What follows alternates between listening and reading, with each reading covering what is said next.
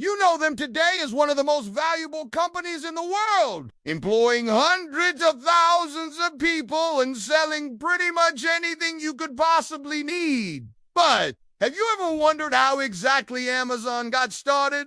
In this story, we're going to be taking a look at Jeff Bezos, the founder of Amazon, and his journey to becoming a multi-billionaire. So if you want to find out how Amazon went from an online bookstore to billions, then stay tuned till the end.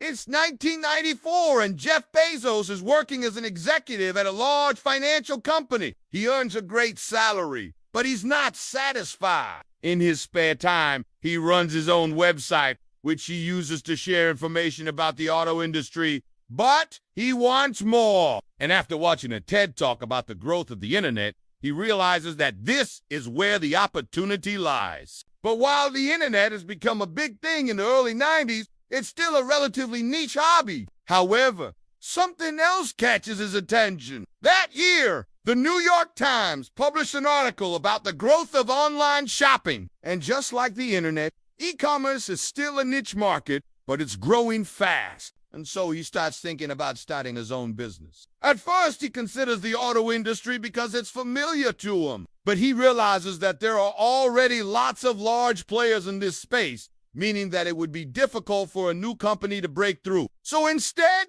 he looks for a different sector to enter. And this is when he discovers a new opportunity. The book industry is ripe for disruption. There were several big players like Barnes & Noble, but none of them had embraced the internet yet. And so this is the industry that Jeff decides to go for. But before jumping into it, he spends some time doing research. He sends emails to over 200 publishers to ask if they would sell books online if he created a platform for them. And the answer is yes, they're all in. But there is one problem. It's not that easy to get the books from the publishers to the customers. So he comes up with a solution. He will buy the books himself and store them in warehouses. Then he'll sell them online and deliver them to the customers himself. And this way, each publisher doesn't have to deal with building their own website or worrying about shipping. They can just list their books on his website and he'll take care of the rest. So, in July 1995,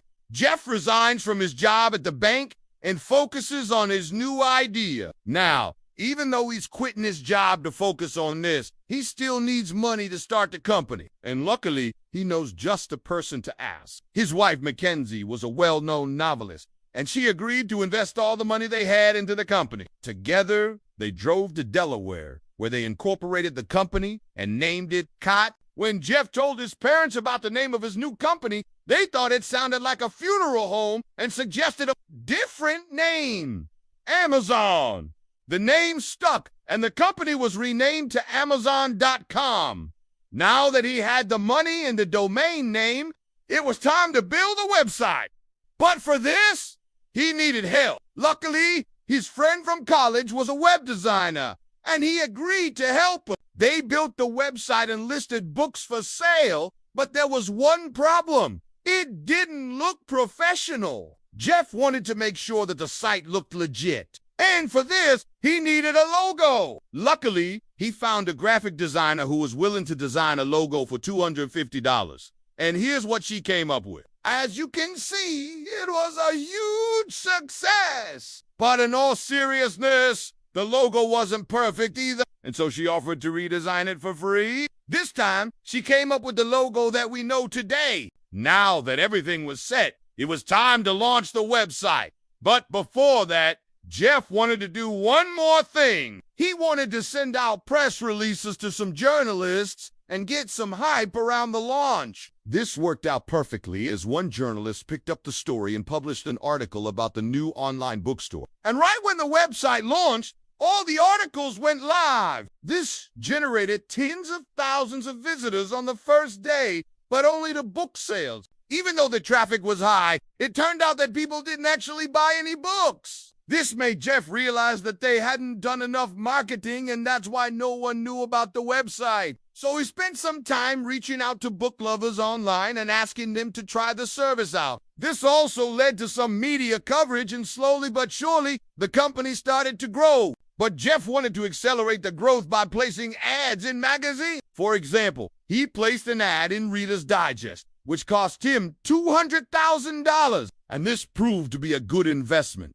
as it brought in 1.3 million visitors to the website. Amazon started off strong, but it soon faced its first big challenge. Amazon had stored all of its inventory in a single warehouse, and one day a pipe burst and damaged thousands of books. Jeff realized that he couldn't keep all of his eggs in one basket and decided to rent a second warehouse. But something unexpected happened. The more warehouses he added, the lower his shipping costs became.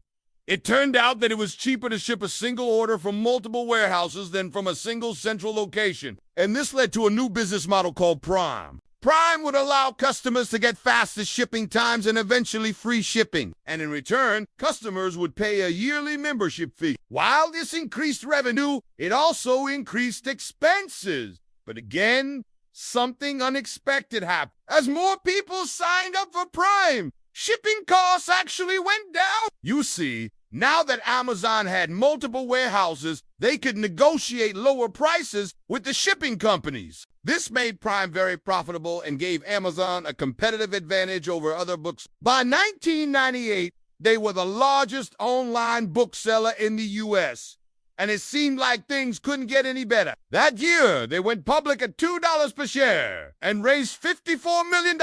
But unfortunately, this is where things took a turn. The dot-com bubble was coming to an end, and investors were hesitant to invest in internet companies. But Jeff wasn't worried. He knew that Amazon was fundamentally different from other internet companies. Unlike other internet companies that focused on cutting costs and maximizing profit, Amazon was willing to take losses in the short term for market share. In fact, they even lowered their prices to drive more sales. But this move angered some of their suppliers, especially the book publishers. They accused Amazon of selling their books below wholesale price and demanded that Amazon stop. But Jeff stood firm. He told the publishers that it was their choice whether they wanted to sell books through Amazon or not, but they wouldn't be able to control the prices. And this decision paid off. In 1999, Amazon became the largest online retailer in the world. But behind the scenes, things were looking bad. They had massive operating losses and cash was running out fast. In fact, they were burning through $1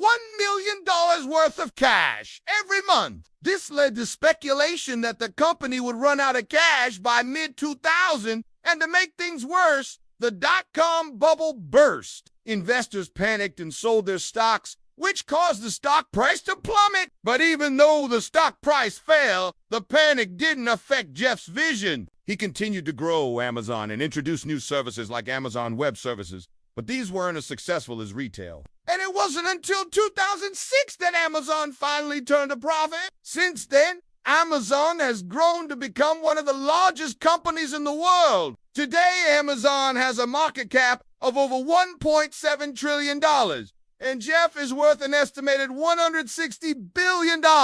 But it hasn't all been smooth sailing. One of the biggest controversies surrounding Amazon is its labor practices. Many of its employees complain about being overworked and mistreated. There are even reports about Amazon's insane interview questions. Here are some of the questions they've asked in the past. Do you ever cry when you watch TV? If you could be any country in the world, which country would you be and why? And tell me about a time you felt. But regardless of what you think about Amazon, one thing's for sure, Jeff Bezos is a legend. We hope that you enjoyed this video. If you did, please make sure to leave a like. We'll see you in the next one.